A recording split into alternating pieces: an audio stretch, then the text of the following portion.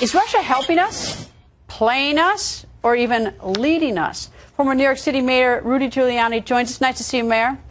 Well, this is what happens, Greta, when you lead by following. Somebody else leads, and Putin is now the one that's leading.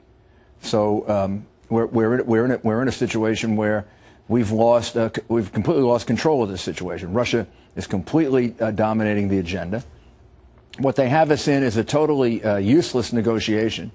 The idea that they're going to expose all of their chemical weapons, the chemical weapons they claim they didn't have until 2 days ago, and that we're going to be able to destroy them, which would take about 10, 12 years to do, while a war is going on in Syria. I can't imagine how the president doesn't laugh at that and say, Putin, will you stop making a fool out of me? In light of that, in light of where we are, not even sort of looking back to saying how we got here and all the sort of, whatever was done wrong or poorly, today, looking at what we have, what would you do? How do you fix it? How do you get us out of this? Well, I don't think there isn't a good option. There's a totally unacceptable option. It's the one the president was going to entertain, which was some kind of a modest, how did Secretary Kerry describe it? An extremely small strike. I can't imagine how anyone would support an extremely small strike. So there are two options. One is we do nothing and we let them fight it out. The other thing is that we do something very significant and we affect the balance of power in Syria and we see what we can do about having things move on beyond Assad. At least that gets us a victory over Iran that controls Syria, controls now Iraq as well. It pushes Putin back. I mean, Putin has put all his eggs in the basket of keeping Assad there. I think at this point, with the way Putin has arranged this, how we can leave Assad in power and expect America to be safe, I just don't get it. Here's how I see sort of one of the realistic options, or something likely to happen, is that Secretary Kerry, who's in Geneva tonight with Foreign Minister Lavrov, and taking a very hard line in the sense that he says that we're not going to take off the table military strikes at all. We're going to leave that hanging there. And for the life of me, I actually think even if we took it off, and then Syria didn't do what it was supposed to, we could put it right back on. So I'm not so sure why the hard line. But if we have that hard line, there will be no even attempt to deal with Syria, assuming that even made any sense. But they're not even going to surrender control of their chemical weapons. So it comes back to Washington. President Obama has put himself in a position where he needs to get, where he has said that he essentially needs permission from Congress. I know he sort of backed off that and said he doesn't, but he's put himself in a position where Congress will likely vote. The Senate probably won't support it now. The House most certainly won't support it. So now the president has a situation where he has no authority to do it. The whole world is against him, and there's no deal on the table that we can even grab. This has to be probably the most bungled, the most mishandled area of foreign policy.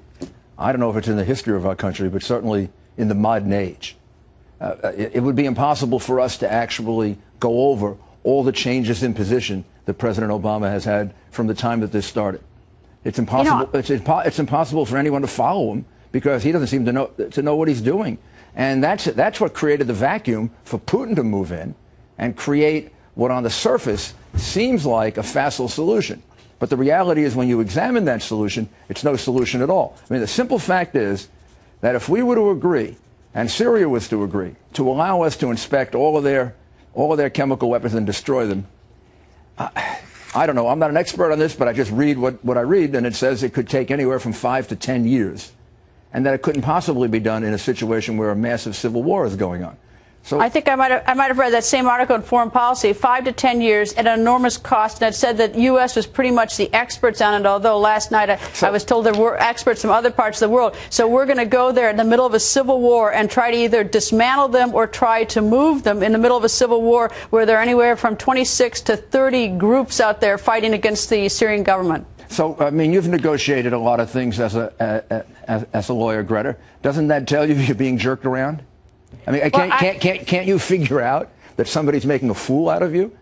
And I think the alternative is bad too, because, Mayor, look what happens if we send 150 cruise missiles into into Syria, and we can't get underground bunkers where people hide, where Assad would hide. We can't get moving targets, and that's how they launched the chemical weapons, is by those moving launchers. So we're not going to get that. We're going to knock down a bunch of buildings, and then the next day when the dust settles and they parade the pictures of the dead children and the dead babies, whether it's true or phonied up, through the streets, now we've inflamed and inflamed the Middle East and given Iran all the more reason to say, see those horrible Americans, look what they do. Yeah, but without Assad sitting there, Iran is in a very, very difficult position. I mean, the simple fact is, if Assad is so dangerous that he uses chemical weapons on his own people, that he's been lying about having chemical weapons for a decade, that he's killed 100,000 people, then the simple fact is that we really can't leave him in power.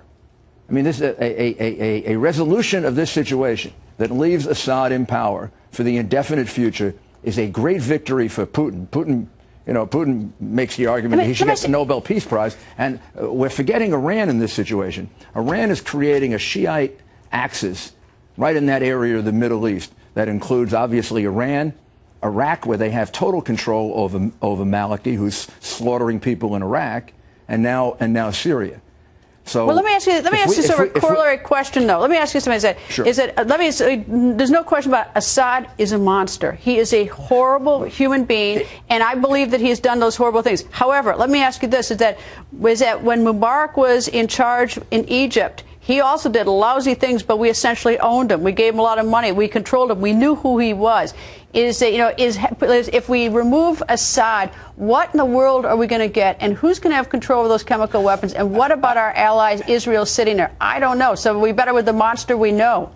Well, I mean, in the case of Mubarak, the argument for the monster we know was, I think, a very good argument. In this particular case, the monster that we know is under the control of probably our biggest enemy in the world, Iran. Mubarak wasn't. He was an ally against Iran. He's also under the control of Russia, which, although Russia, I might not consider them an enemy, they're certainly a geopolitical adversary, in the sense that they don't seem to support anything that we need to keep us secure. So the reality is we do gain a victory over them. We do get a chance to reshape what's going on. Is it a perfect solution? No. The president has blown a perfect solution, which would have been 2 years ago, intervening and shaping this rebel force so that we weren't at risk of arming very, very dangerous forces. But we don't have a perfect solution now. So what's better? Leave them there or do something that helps to unseat them? It sort of reminds me of, do I want to die by hanging or by electrocution? Is sort of like when you have two really bad choices. But I'm taking the last word on that, Mayor. As always, thank you, sir. We'll see you soon.